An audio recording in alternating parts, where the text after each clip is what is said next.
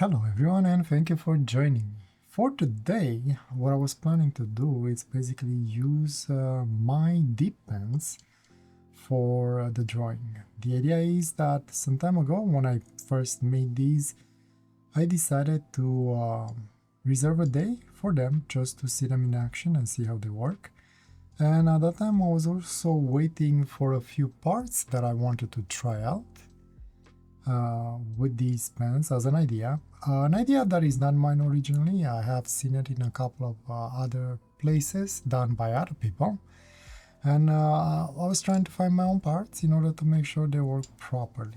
And for today, I will be using one of these dip pens. Basically, let me bring you a little bit closer. As you have seen in the past, these dip pens are basically what they sound like, dip pens, but they have their own cap. The idea is that you can basically store them and you can keep your nibs protected if you're traveling or things like that, or carry this around. Obviously, if you keep them at home, you wouldn't really need that, but something fun to do that I actually liked, and I always wonder why they don't come with caps, and as such I took care of them and made my own. I will show a little bit of how basically the nibs fit in here once I'll go to the other camera, but I just wanted to show you the close-up of the pen and what we will be working along with today. What I'll be trying to do, and I don't think I did this last time, I'll show you a couple of nibs that I have in my collection, or deep nibs that I have in my collection, and hopefully we'll show how to actually install them on this fountain pen and if they actually work with the cap or not. So what I have in here, I have a box. I have 3 of the brows, steno, deep nibs, and a couple of other nibs in there. These things actually tend to be a little bit expensive, but I do like them. I think they're one of my favorite nibs, or deep pen nibs. And they come in a box that usually is pretty hard to remove. But once you do it, it's a nice box. It has a lot of space where you can just dump a lot of nibs in there. Let me actually move these away, make more space in here. So I do have a couple of circle nibs.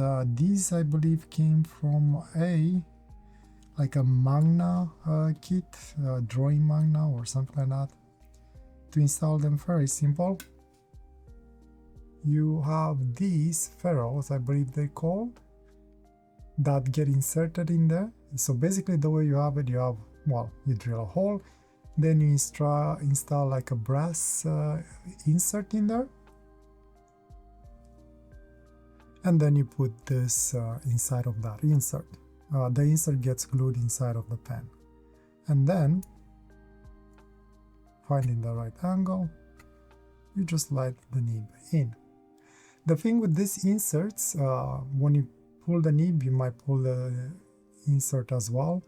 But that's kind of by design. I could glue them in. But the problem is that in time this could get damaged or could get rusted, so they are a replacement part. And if something happens to it and you're not able to remove it, then this whole thing becomes kind of useless. So I didn't glue them in, I just leave them like that, and if it comes out, I just push it back in. It's very easy. Holds the nib very nice, very secure, and hopefully, I think this is one of my bigger nibs. Seems to protect the nib pretty nice. And now my favorite nib, the brows, which I did a modification to it. Let me show you. So the nib in itself is pretty straightforward. If you use the brows nib, you know how they are. They are magnetic, and as such, you can put this contraption on it. So what you have, it's a magnet with a spring. The spring is supposed to be there to act as a basically feed. Hopefully, if everything turned out the way I wanted it to turn out, you should be able basically to put the magnet underneath, push the magnet a little bit behind, move the whole contraption to cover that slit that you have in front. So the installation should be something like this. And hopefully, if everything turns out okay, that means that I'm going to be able to actually basically use this as a feed. So instead of having an overfeed, I'll just have an underfeed contraption with a magnet and a spring. And then I'll probably have to reposition it after I install this nib in there. Oh, this one works actually nicely. I guess good quality nibs work pretty nice. And the good thing about it is that I can actually put a magnet against the pen, then have this spring just a little bit lower, like that. A little bit fiddly to install, definitely, but hopefully it will work out as intended. It took me a while to figure out what magnets will be best to use, and hopefully this will work out okay. I think I can push the nib a little bit further, but I don't want to damage it, so let me remove this.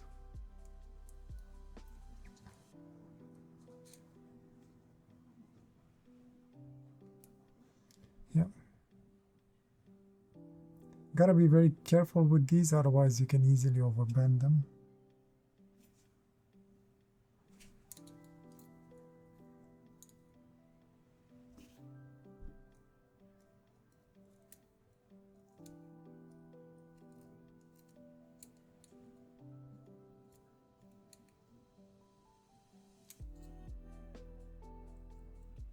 There we go. And now let's try a writing sample and see if this thing works. Otherwise, this will be a very sad ending. Okay, well, trying to do a quick writing sample.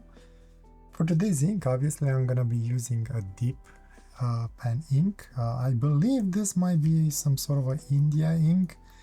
It came with the same nibs set that I've been showing, but I never used it, and since this is the only nib dip friendly bottle that I have, I was like, why not? Might as well use this.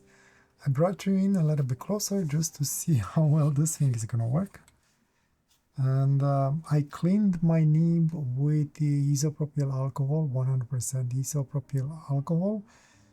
Just make sure you clean the nib before you put it on the pen, especially if you're using a plastic holder, because, well, isopropyl alcohol can melt plastics. And now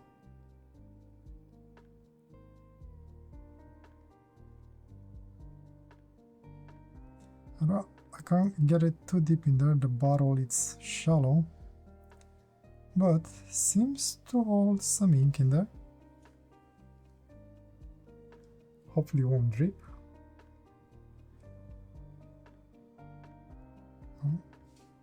It does drip. Maybe I need a smaller spring size. Anyway, we'll roll with this, see what's gonna happen.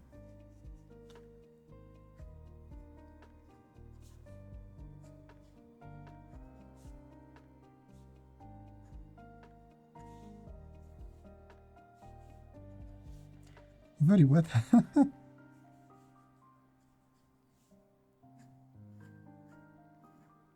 Ooh, really wet. Maybe too wet. Obviously you wouldn't use this on reverse, but you can if you really want to.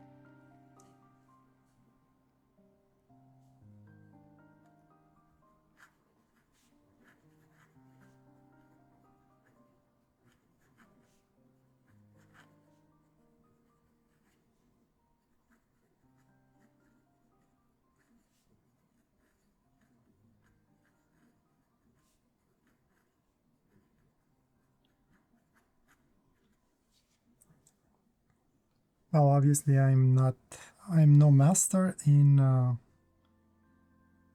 nib holders and dip nibs on how to use them, so excuse my poor writing hand. Definitely don't have the best writing hand.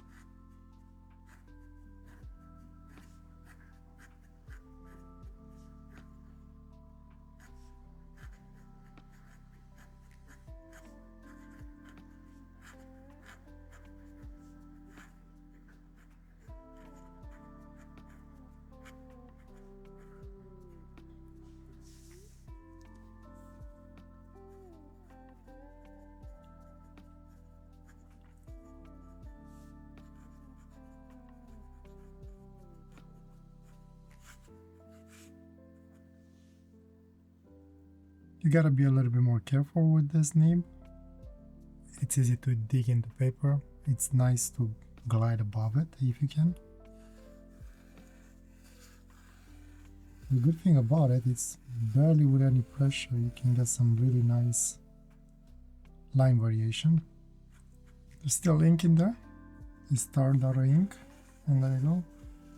You kicked it in the second time. Seems to be working nicely. I think the reservoir works a little bit nice. Kinda works. Maybe I need to fine tune it a little bit. Maybe I need a smaller basically spring, because I want to make sure that the ink stays in there as you move it and it's not gonna move around. But as first test, seems to work okay. Something to improve upon as an idea. Especially for you, if you're using this, it's good to try it out. Just basically buy some nibs, buy some springs, and some magnets, and play around with them. Just make sure that the nibs you're using are magnetic. Still going. And I'm running out of ink. Now, I don't think I ever done a full drawing using only a deep nib. I'm gonna jump into a Scribble, and for today I'm actually gonna be using a new paper. I'm curious how it's gonna turn out. I guess we'll find out together. With that said, I'm gonna let this dry. These things are still wet up here. Actually, you really dumped ink in there.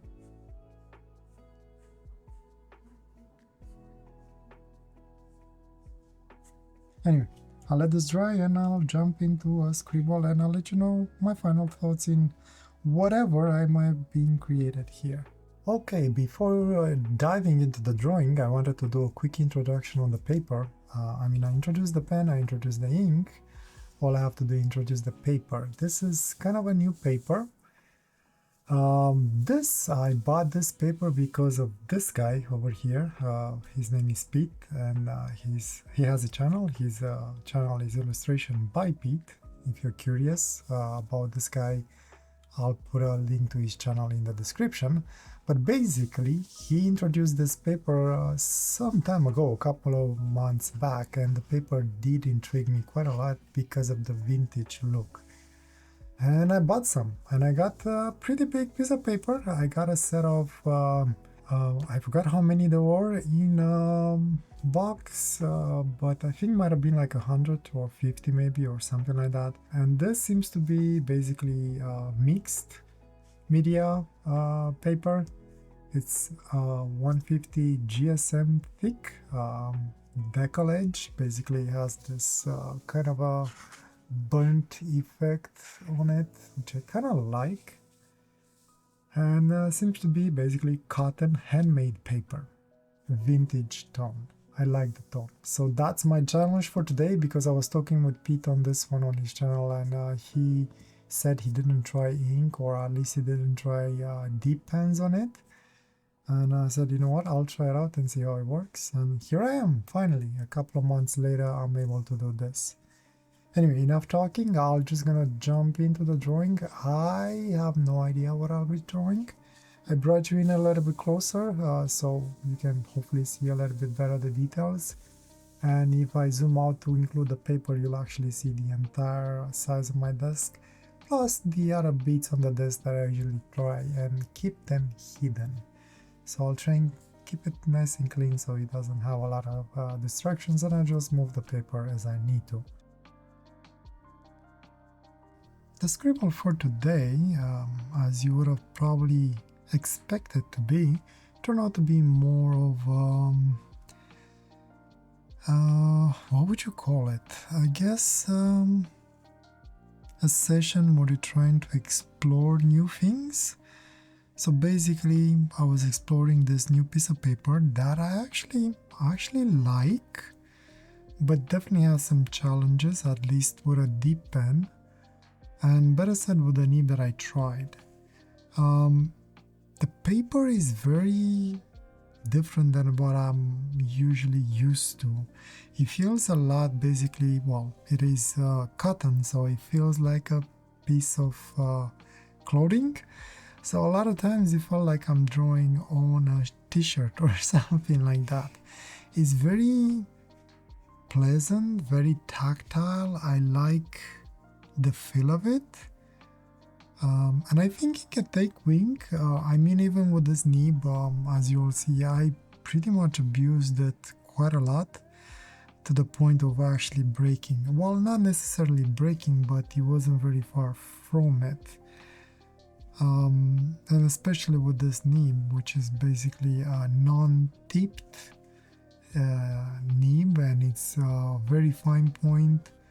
And it's flexible, and as you flex it, when it snaps back, when the tie snaps back together, sometimes it actually pinches the paper and rips some fiber out of it.